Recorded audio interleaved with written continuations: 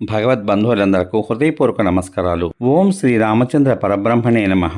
ఆపదామపహర్తారం దాతారం సర్వసంపదాం లోకాభిరామం శ్రీరామం భూయో భూయో నమామ్యహం. ఓం శ్రీ రామచంద్ర పరబ్రహ్మణే నమః.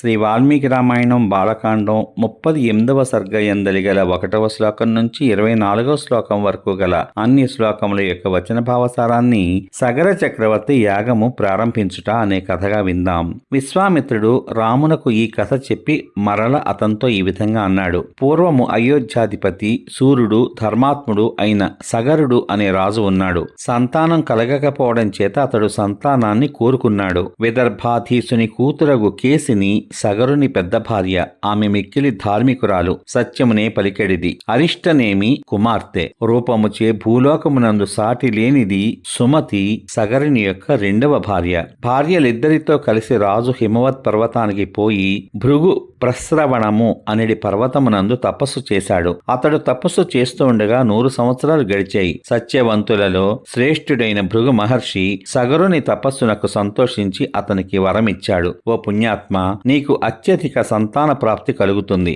లోకంలో సాటిలేని కీర్తి కూడా లభిస్తుంది. నాయన, ఒక భార్య నీ వంశాన్ని నిలుపు ఒక కుమారుని, మరొక భార్య 60,000 మంది కుమారులను కనగలరు అని చెప్పాడు. అప్పుడు ఆ రాజపుత్రికలు చాలా సంతోషించి చేతులు జోడించి ఆ విధంగా పలికిన ఆ మహాత్ముని అనుగ్రహింప చేసుకుని, బ్రహ్మర్షి, మా ఇద్దరిలో ఒక కుమారుడు ఎవరికి కలుగుతాడు? చాలా మంది కుమారులు ఎవరికి కలుగుతారు? వినాలని కోరుకుంటున్నాం. నీ వాక్యం సత్యముగుగాక అని అడిగారు. వారి మాటలు విని పరమధార్మికుడైన ఆ భృగు మహర్షి, ఈ విషయమున మీరే కోరుకోండి. వంశకరుడైన ఒక్క కుమారుడు కావాలా? మహాబలవంతుడు, కీర్తిమంతుడు, మహోత్సాహవంతుడు అయిన చాలా మంది పుత్రులు కావాలా? మీలో ఎవరికి ఏ వరం కావాలి అని పలికాడు. కేసిని ముని వాక్యం విని రాజు సన్నిధిలో నాకు వంశకరుడు అగు పుత్రుడు కావాలి అని కోరుకుంది. గరుత్మంతుని సోదరియగు సుమతి మహోత్సాహవంతులను, కీర్తిమంతులను అగు 60,000 మంది పుత్రులను కోరుకుంది. భార్యా సమేతుడైన సగర చక్రవర్తి ఋషికి ప్రదక్షిణ నమస్కారాలు చేసి తన పురానికి వెళ్లిపోయాడు. కొంతకాలం గడిచిన పిమ్మట జ్యేష్ఠ భార్య అయిన కేసిని యందు సగర చక్రవర్తికి అసమంజుడు అనే పేరు గల పుత్రుడు పుట్టాడు. సుమతి సొరకాయ వంటి గర్భపిండాన్ని కన్నది. ఆ గర్భపిండము పగలగా 60,000 మంది పుత్రులు బయటికి వచ్చారు. పెంపుడు తల్లులు వారిని నేతితో నింపిన పాత్రలలో ఉంచి పెంచారు. చాలా కాలానికి వారు యవ్వనవంతులయ్యారు.